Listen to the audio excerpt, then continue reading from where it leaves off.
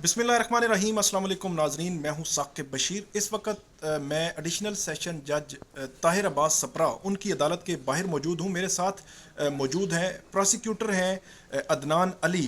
ایک بڑا جو کیس ہوا تھا یہاں اسلام آباد کے تھانہ اپارہ کی حدود میں, 4 قتل کیے تھے ایک بندے نے, اور تقریباً تھوڑے تھوڑے وقفے سے یہ قتل ہوئے تھے. اعلیٰ صبح جب ہماری جو ہے وہ آنکھ کھلی تو اس قتل کے حوالے سے یہ خبر آئی, بڑی خوفناک تھی. لال مسجد کے باہر جو ہے وہ روڈ پہ, پھر اس کے بعد اسی علاقے میں 3 جگہوں پہ یہ 4 قتل جو ہے وہ کیے گئے تھے. مارچ 2022 کا یہ واقعہ ہے اور آج ہم فروری 2023 میں کھڑے ہیں. اور سب سے اچھی چیز جو ہے وہ یہ ہے کہ جو پراسیکیوٹر ہیں عدنان علی, ان سے ہم تفصیل بھی جانیں گے. لیکن اچھی چیز یہ ہے کہ ایک تو جو طاہر عباس سپرا ہیں ان کی عدالت نے بطور جج انہوں نے, اور جو پراسیکیوٹر ہیں انہوں نے محنت کی اور خوب اچھے طریقے سے اس کیس کو لڑا اور بڑا سپیڈی ٹرائل ہوا ہے. مارچ 2022 کا یہ کیس ہے اور فروری 2023 میں یہ فیصلہ آیا ہے. اور فیصلہ یہ آیا ہے کہ جو ملزم تھا اب مجرم ٹھہرا ہے اور 4 افراد کے قتل میں اس کو 4 دفعہ سزائے موت کا حکم دے دیا گیا ہے. ابھی فیصلہ آیا ہے, اس فیصلے سے متعلق تفصیلات جو ہے وہ عدنان علی صاحب سے ہم جانتے ہیں. عدنان صاحب, آپ کا بہت شکریہ. ایک تو ایک اچھی بات یہ ہے کہ آپ ایک بطور ایک سرکاری پراسیکیوٹر کے آپ نے یہ کیس لڑا, بڑا سپیڈی ٹرائل کیا, اور مجھے یہ معلوم ہوا ہے کہ شاید اس میں جو کمپلیننٹ سائڈ سے بھی بہت کم پارٹیسپیشن رہی ہے اور پورا کیس آپ نے لڑا اور بڑا سپیڈی کیا ہے. سب سے پہلے تو ایک آپ کی اپریسیشن ہے آپ کے لیے. اس کیس سے متعلق کچھ بتائیں ہمیں کہ یہ کیس کیسے شروع ہوا, آگے کیسے بڑھا, اور اس میں سے کون کون سے جو آپ وٹنس لائے, کیسے جو ہے اس کیس کو آپ نے منطقی انجام تک پہنچایا ہے. تھینک یو ویری مچ جی. یہ کیس واقعی ایک بروٹل نیچر کا کیس تھا اور مارچ میں یہ کیس ہوا, اور مارچ 2022. جی مارچ 2022 میں. پھر جو چارج اس میں فریم ہوا ہے وہ جولائی میں چارج فریم ہوا. جو ٹرائل سٹارٹ ہوتا ہے وہ جولائی سے سٹارٹ ہو کے چارج فریم ہوا, تو اس سے آگے فردر جو ہے سٹارٹ ہوا کیس. اور ہم نے جو اس کو فنش کیا ہے وہ اس میں فیب میں فنش کیا ہے ہم نے. فیب میں تقریباً آلموسٹ اس میں جو ہے 6 منتھس میں یہ فنش ہو گیا ٹرائل. یہ ٹرائل ایک ٹرائل جو ہے انٹریکیٹ ٹرائل تھا. وہ اس وجہ سے انٹریکیٹ ٹرائل تھا کیونکہ 4 مرڈر ہوئے تھے اس میں اور مختلف جگہ تھی. مطلب پہلے اس نے اتوار بازار کے سامنے مرڈر کیا, پھر اس کے بعد وہ اپنے سسرال کے گھر گیا اور وہاں پہ اس نے اپنے سسر کو اور اپنے جو بردر ان لا ہے ان کو جو ہے نا وہاں پہ مرڈر کیا. پھر اس کے بعد وہ چلا گیا ہاسپٹل میں جا کے جو اس کی جو مسز تھی, اس کی جو نرس تھیں, وہاں پہ اس کو جو ہے اس کا اچھا, اس کی مسز نرس تھی. جی مسز نرس تھیں, ان کو جو ہے نا ادھر ہاسپٹل میں جا کے ان کا مرڈر کر دیا وہاں پر. تو اس ساری سچویشن میں جو ایف آئی آرز تھیں وہ دو ہوئیں. جو اتوار بازار کے سامنے تھا وہ نعیم اختر مرڈر ہوا تھا, اس کی علیحدہ ایف آئی آر ہوئی, اور جو باقی 3 مرڈرز کے بابت ایک الگ ایف آئی آر ہوئی. تو بالکل چلان بھی 2 بنے اس میں, اور جو ٹرائل کے لیے دی موسٹ کمپلیکیٹڈ کیس تھا. ایون مطلب میرے لیے بھی ایک بالکل یونیک کیس تھا, اس وجہ سے کہ 2 ٹرائل سے پھر 2 ٹرائلز کو کیا گیا کنسولیڈیٹ, جوائنٹ چارج ہوا دونوں ایف آئی آرز کا, اور اس کے اوپر پھر فردر جو ہے نا وٹنسز جو ہے نا ریکارڈ ہوئے. اس میں ایک بڑا اسپیسیفک سوال جو ہمارے ناظرین ہیں وہ بھی سمجھنا چاہیں گے کہ ایک بندہ ہے, ایک نارمل بندہ ہے, وہ اٹھتا ہے اور 4 لوگوں کو یکدم جو ہے وہ قتل کر دیتا ہے.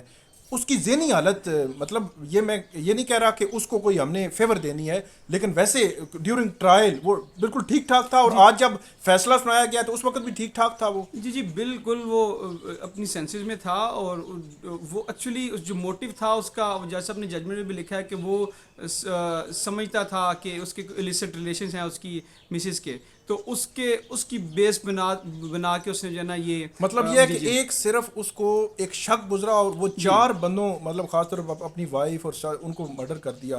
تو یہاں پہ جب اس کو لایا جاتا تھا یا آج لایا گیا تو اس کی کیا حالت کیا تھی؟ اس کو کچھ وہ احساس ہوتا ہے, دکھ ہوتا ہے, غم ہوتا ہے, وہ چیز ہے یا وہ بھی مطلب نہیں تھی؟ نہیں, وہ میں نے اس کو دیکھا کہ وہ ایکسپریشن لیس تھا. وہ مجھے جو اتنا بڑا مرڈر آپ نے کر دی, اتنے زیادہ مرڈر کر دیے, اس کے بعد ایک جو اکیوز ہے بحیثیت انسان بھی اس کو ایک فیلنگ پریشر تو آتا ہوگا ذہن کے اوپر, ضمیر ملامت تو کرتا ہوگا کہ 4 انسان جو ہے نا اس نے ایک شک کی بنیاد کے اوپر جو ہے نا وہ ان کو قتل کر دیا.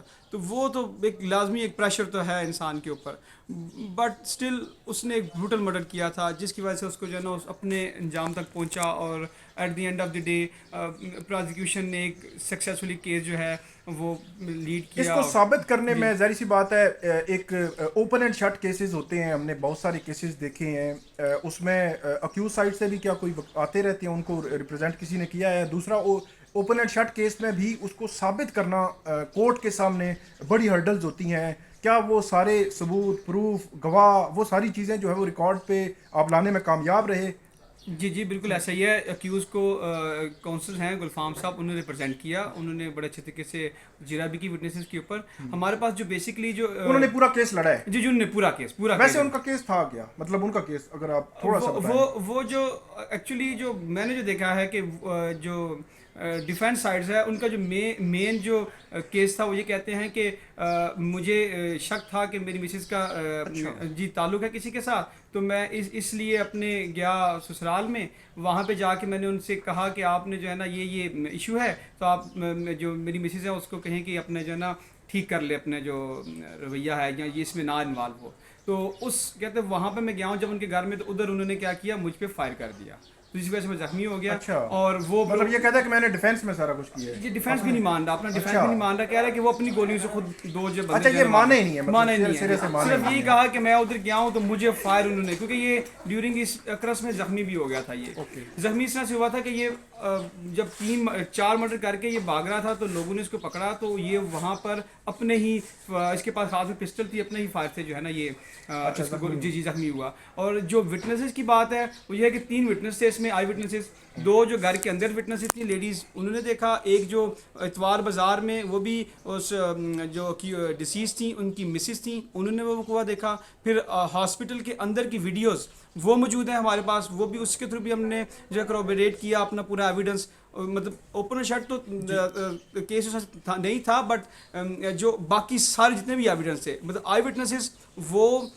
اسٹیڈ فاسٹ رہے. انہوں نے باقاعدہ بتایا کہ یہ جو کس طرح سے موقع پہ آیا اور اس نے جو فلاں کا مرڈر کیا. ایٹ دی سیم ٹائم ہم نے جو ہے نا جو ویڈیوز تھیں, ویڈیوز مختلف, وہ سی سی ٹی وی فوٹیجز جی CCTV, یہ ہاسپٹل کی CCTV ویڈیو تھی, جو ایک گھر سے جب یہ اپنے سسرال میں قتل کر کے باہر جا رہا تھا, تو اس میں گھر کی جو CCTV ویڈیو ہے وہ موجود تھی. پھر اس کی ایک کنفیشنل اسٹیٹمنٹ ہے جو اس نے کراؤڈز کو دی تھی. جب اس کو پکڑ لیا گیا تو اس نے ادھر اسٹیٹمنٹ دی تھی کہ میں نے جو ہے کس وجہ سے اپنی جو ہے ان 4 بندوں کو جو ہے نا قتل کیا. بہت شکریہ عدنان علی صاحب, آپ نے بڑے اچھے طریقے سے اس کیس کو جو ہے وہ معاونت کی کورٹ کی, اور ایک سرکاری جو پروسیکیوٹر کے عمومی طور پر جو ایک ہوتا ہے لوگوں کے ذہنوں میں کہ وہ صحیح طریقے سے کورٹ کی اسسٹ نہیں کرتے کیونکہ وہ جو پرائیویٹ وکیل نہیں ہوتے.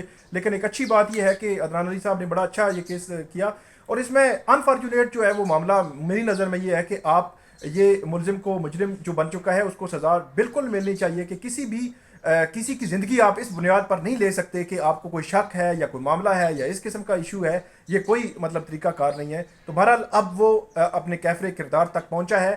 تو یہ تھی ناظرین آج کی ہماری جو ویڈیو, جو ایک بڑے بھیانک اسلام آباد کے واقعے سے متعلق ہے اور جو اپنے انجام کو اب پہنچے گا. بہت شکریہ. Thank you.